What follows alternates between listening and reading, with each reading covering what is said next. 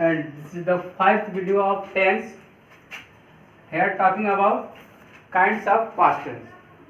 There are 4 kinds of past tense. First, past indefinite tense. Second, past imperfect tense. Third, past perfect tense. And fourth, past perfect continuous tense. Now we read about first kinds of past tense. Its name past indefinite tense.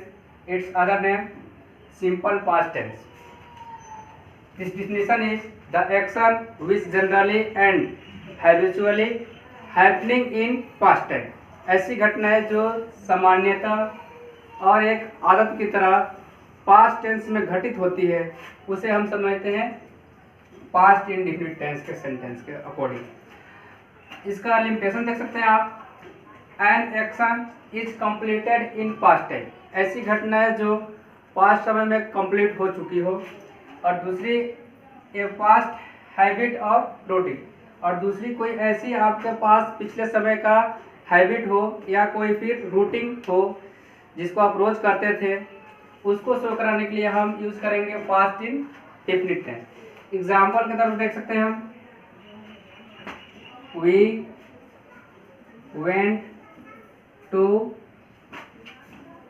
School. It means this habit is old, ये हमारी पुरानी habit है, अभी की habit नहीं है। हम लोग स्कूल जाते थे, अभी जा नहीं रहे हैं या जाते नहीं हैं। They played hockey. It means ये पहले की बात है, अभी की बात नहीं है।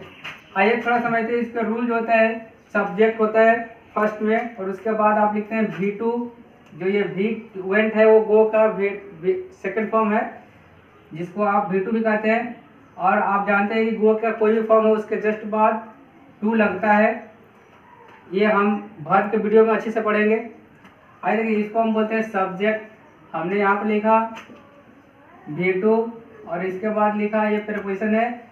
इसके बाद हम लिखे ऑब्जेक्ट। अगर कोई वर्ड होता तो हम लिखते हैं अदर वर्ड, और नहीं तो फुल स्टॉप लिखते। एक बार और समझ लेंगे कि सब्जेक्ट प्लस V2 ऑब्जेक्ट और अदर वर्ड के स्ट्रक्चर पर बना हुआ जो भी सेंटेंस मिलेगा वो होगा पास्ट इंडेफिनिट का। आइए थोड़ा एक और एग्जांपल लेते हैं। जैसे मैं बोलूँगा आई रेड बुक या हिस्टोरिकल। देखिए यहाँ पर थोड़ा समझेंगे, आई के साथ हम रीड जो इसको हम रेड पढ़ेंगे, रीड नहीं। हम इसलिए यहाँ पर रेड पढ़ेंगे ताकि जो रीड का फॉर्म होता है तीनों फॉर्म सेम होता है।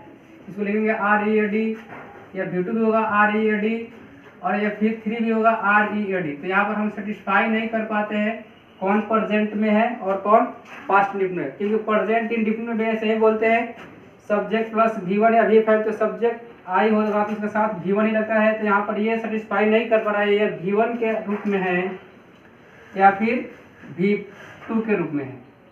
तो इसलिए हम इसको हिंदी में लिख लेते हैं रेड, और जब इसको पढ़ते हैं तो हम पढ़ेंगे रेड, रीड नहीं बल्कि हम पढ़ेंगे रेड। यहाँ पढ़ेंगे I read story, I read story नहीं। आई रीड पढ़ेंगे तो प्रेजेंट में हो जाएगा, लेकिन हमको शो कराना है पास्ट में, तो पास्ट में शो कराने के लिए हम पढ़ेंगे रेड, आई रेड स्टोरी। बाकी एक ही ये वर्ड है जो आपको दिक्कत करता है, बाकी सब के लिए सेम रूल होता है, जैसे प्रोनाउंस होगा वैसे ही बोलेंगे। एक बात और समझनी होगी, यह बात है कि हमने आपको V1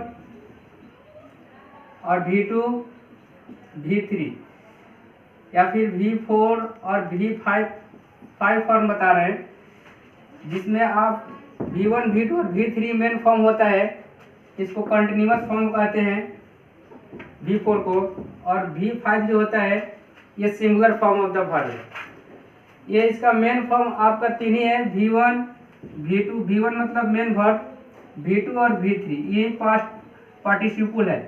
V4 जो है कंटिन्यूअस रूप है, और V5 जो होता है सिंगुलर होता है। आपको 2 ही रूल्स पढ़ने होंगे, V2 को चेंज करने में और V3 को बनाने के लिए हम रूल पढ़ेंगे। इसके बाद किसी भी फॉर्म में अगर ING जोड़ देते हैं तो V4 हो जाता है, और किसी भी वर्ब में आप एस या ES या IES जरूरत के अकॉर्डिंग अगर जोड़ते हैं तो V5 हो जाता है, यानी सिंगुलर बन जाता है। तो हम यहाँ पर देखिए V2 और V3 जो होता है ये सबके लिए कुछ वर्ब ऐसे होते हैं जो जिसके लिए रूल होता है और कुछ वर्ब ऐसे होते हैं जिनके लिए रूल वर्ब नहीं होता है।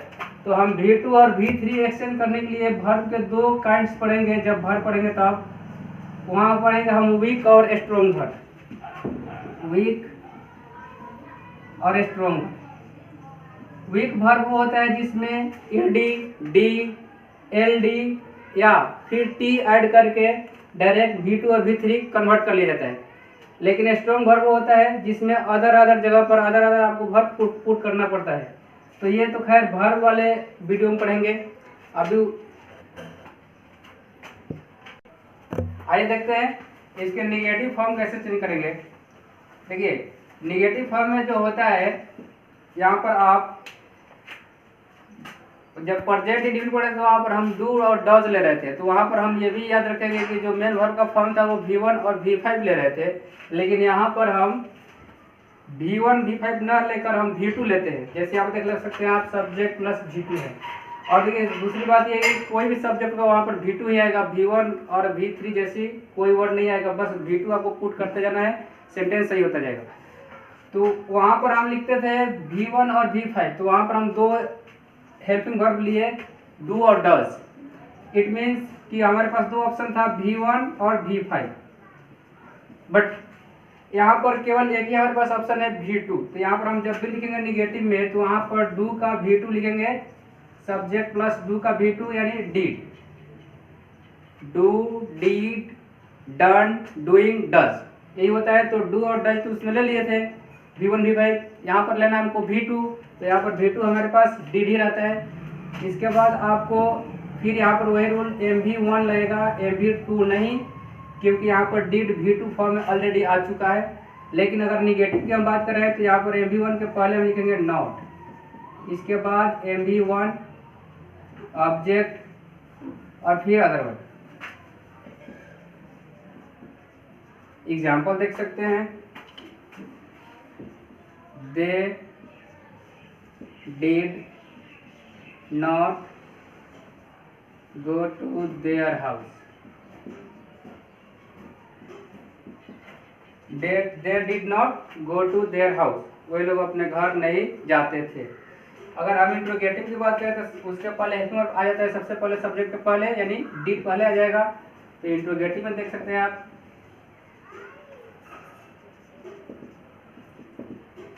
पहले आ जाएगा डिड, इसके बाद आएगा सब्जेक्ट, इसके बाद अगर निगेटिव होगा तो नॉट लिखेंगे, नहीं होगा तो आप उसके जस्ट बाद V1 लिखेंगे, ऑब्जेक्ट और अदर।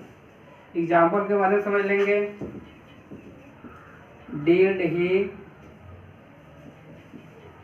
प्ले फुटबॉल, यहाँ क्वेश्चन मार्क लगाएंगे जरूर, रूल में क्वेश्चन मार्क। एक WH होता है जो WH को हम पहले ऐड कर लेते हैं हेल्पिंग वर्ब पहले। जैसे देख सकते हैं WH क्वेश्चन वर्ड की बात करें, हम बताया थे क्वेश्चन दो तरह का आपसे किया जाएगा, एक सिंपल क्वेश्चन जिसमें यस और नो में क्वेश्चन आंसर देना होता है, और दूसरा होता है हमारे पास WH क्वेश्चन जिसका आंसर आपको देना होता है किसी उद्देश्य के रीजन के साथ। तो WH यानी आपका रीजन पूछेगा, तो रीजन के लिए हम पहले क्वेश्चन करना होता है, तो पहले हम WH word what, why, when, where, how इस सब का वर्ड जो है WH ग्रुप वाला वो हम पहले पुट करेंगे। उसके बाद आप पुट करेंगे हेल्पिंग वर्ब यानी डिड यहाँ पर पास्ट इंडिफिनिट के लिए, और इसके बाद आपका सब्जेक्ट होगा, फिर यहाँ पर अगर नॉट होगा तो निगेटिव होगा तो नॉट लिखेंगे, नहीं तो V1 ऑब्जेक्ट और अदर वर्ड, और लास्ट में क्वेश्चन मार्क जरूर लिखें। आप देख सकते हैं जैसे यहाँ पर मैं एक सेंटेंस लूँगा, डिड मोहन, सॉरी आपको क्वेश्चन करना है तो where did Mohan go yesterday,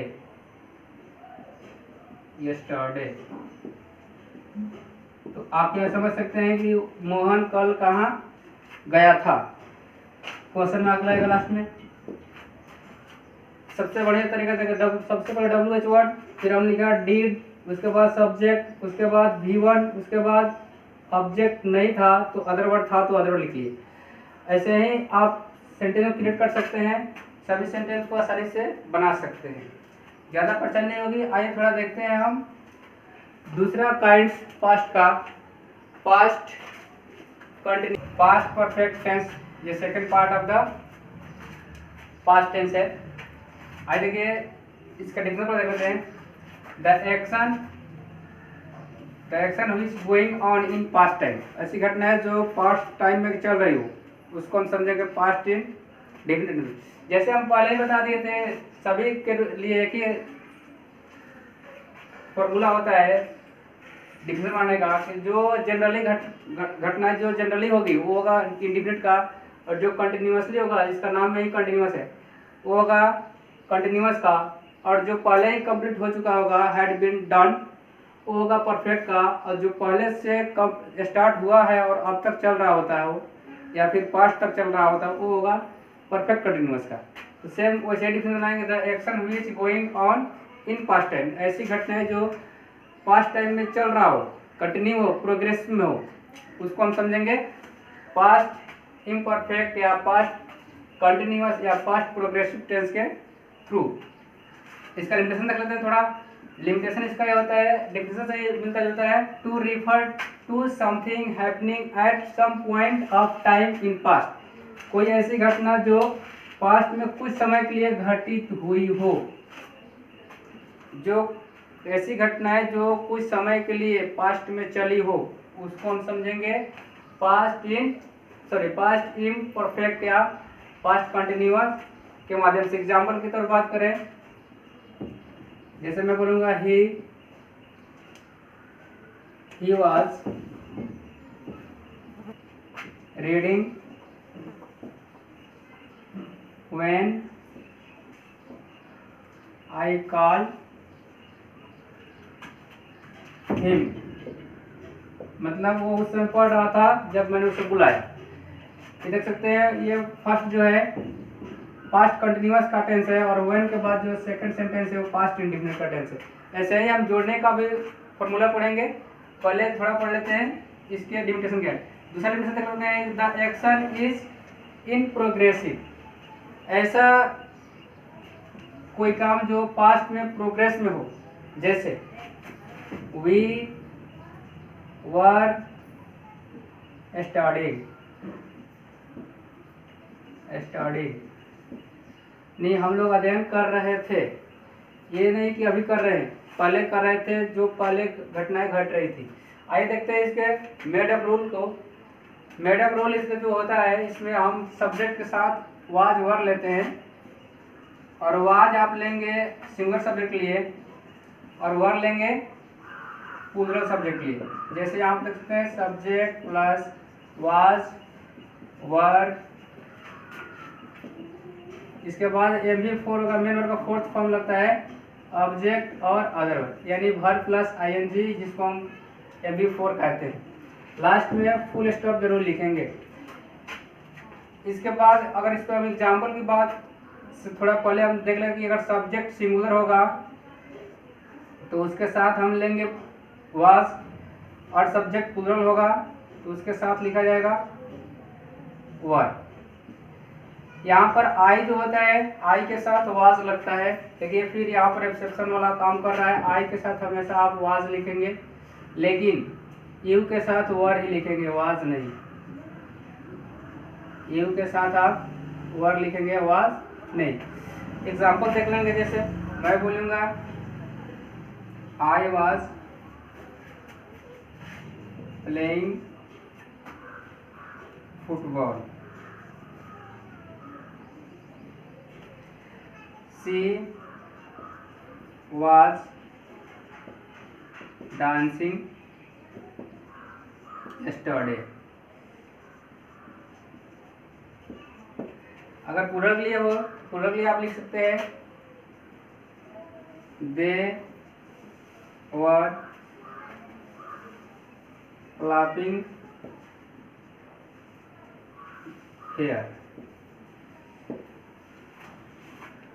you के लिए लिखेंगे तो यू के साथ भी आप वर लिखेंगे, you were writing a letter, last में फुल स्टॉप जरूर लिखें। अगर हम बात करें निगेटिव की, तो निगेटिव का रूल यहाँ पर हो जाएगा, आप वाज वर के जस्ट बाद आप नॉट लिख लेंगे, यानी subject plus was were plus not plus before object other word, full stop. इसके बाद इसके एग्जाम्पल आप लिखना चाहेंगे,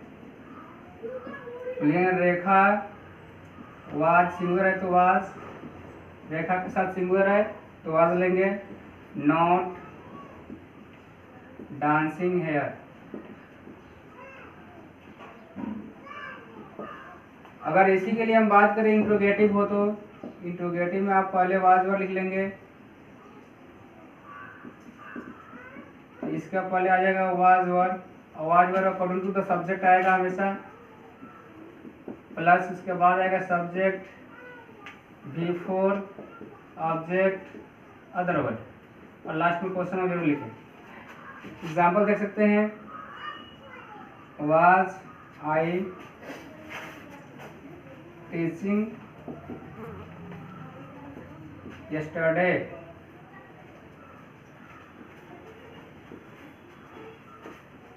क्वेश्चन आगे लिखेंगे। WH के लिए देख सकते हैं आप, पहले WH ही लिखेंगे, WH वर्ड प्लस आप वाज वर ही आप पुट करेंगे अकॉर्डिंग टू द सब्जेक्ट, उसके बाद आएगा सब्जेक्ट, इसके बाद आएगा अगर निगेटिव होगा तो नॉट लिखेंगे, नहीं होगा तो बिफोर ऑब्जेक्ट और अदर वर्ड, और लास्ट में क्वेश्चन मार्क जरूर लिखेंगे। एग्जाम्पल के लिए समझ सकते हैं, why were they reading English, question mark जरूर लिखेंगे। तो आप देख सकते हैं तीसरा हमारे पास है past perfect tense. Past perfect tense का डिफिनेशन आप समझ सकते हैं, the action had already done in past time, ऐसी घटनाएं जो ऑलरेडी कंप्लीट हो चुकी हो, पास्ट समय में ही हो लेकिन कंप्लीट ऑलरेडी पहले ही हो चुकी हो, उसको हम पास्ट परफेक्ट टेंस के माध्यम से समझेंगे। जैसे बात करें, जैसे मैं बोलूँगा I had completed my homework, यानी मैं अपना होमवर्क पहले ही कर चुका था। दूसरी बात अगर इसकी लिमिटेशन की बात कर ले तो लिमिटेशन इसका होता है to indicate the earlier of the two actions, ऐसी घटनाएं पास्ट की जो दो घटनाएं हो उसमें से जो पहले घटित होगी उसको हम डिनोट करेंगे परफेक्ट में, पास्ट परफेक्ट टेंस से, और जो बाद में होगी उसको हम इंडेफिनिट या फिर इम्परफेक्ट में अकॉर्डिंग टू सेंस समझेंगे, लेकिन जो सबसे पहले होगी उसको हम समझेंगे पास्ट परफेक्ट टेंस के माध्यम से। जैसे आप बचपन में बोलते थे, शुरू में बोलते थे कि डॉक्टर के आने के पहले रोगी मर चुका था। इसमें होता क्या है कि इसका एक नोट्स है, नोट्स ये होता है कि द एक्शन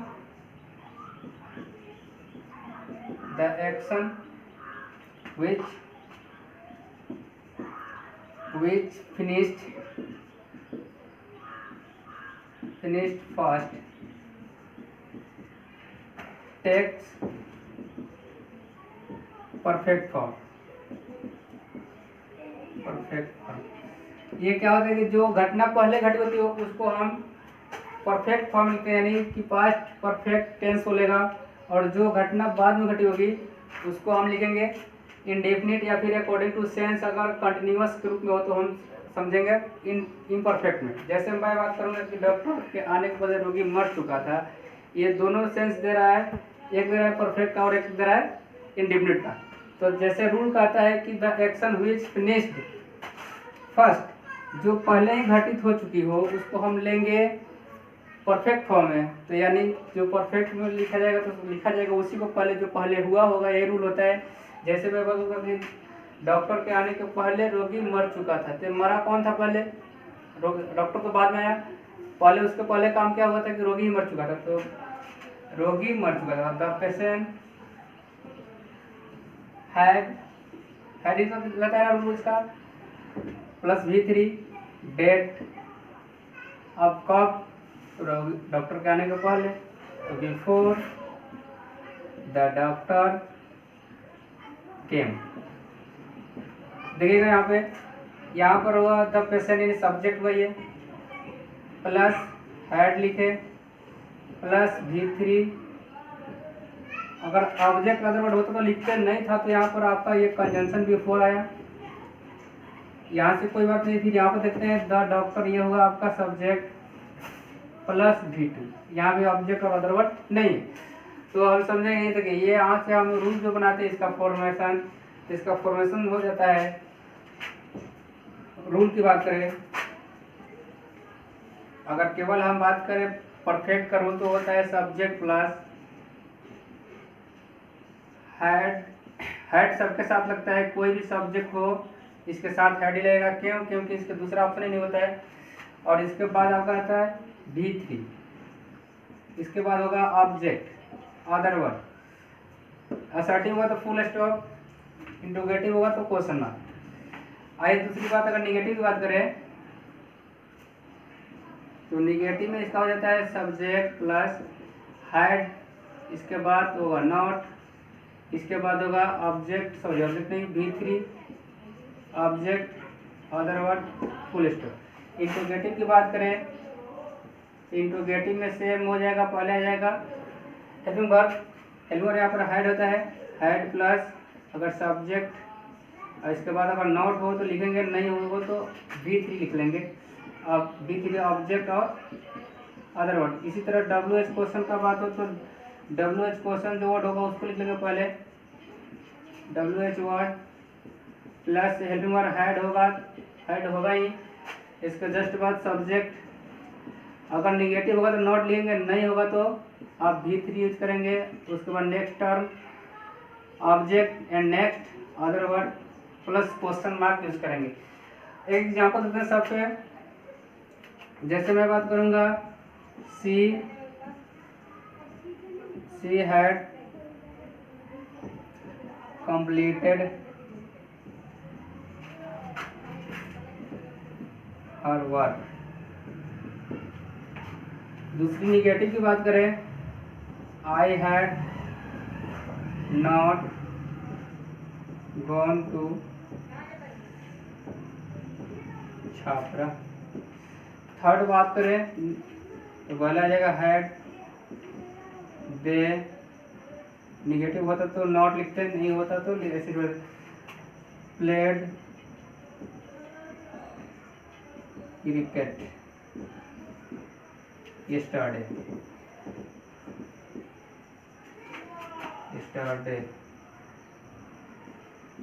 अगर ऐसे ही अगर WH क्वेश्चन होता है तो वहां पर हम लिखते पहले ही वाई, वाट, वेयर, जो भी जैसे सेंस देगा। हमने वाई से बनाया, वाई हैड वी नॉट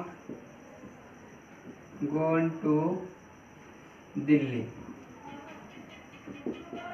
तो आप इस स्ट्रक्चर के माध्यम से आसानी से समझ सकते हैं। और रही बात दूसरी सेंटेंस को जोड़ने वाले दो सेंटेंसेस एक में जुड़ेगा, तो उसमें जो एक्शन पहले होता है उसको हम इंडिफिनिट मान लेते, सॉरी परफेक्ट मान लेते हैं, और जो बाद में होता है उसके सेंस के अकॉर्डिंग अगर कंटिन्यूअस का सेंस देगा तो हम पास्ट कंटिन्यूअस में लेते हैं। और दूसरी बात, अगर जनरल सेंस देता होगा, हैबिचुअल सेंस देता होगा, तो उसको हम इंडिफिनिट में ऐड करेंगे।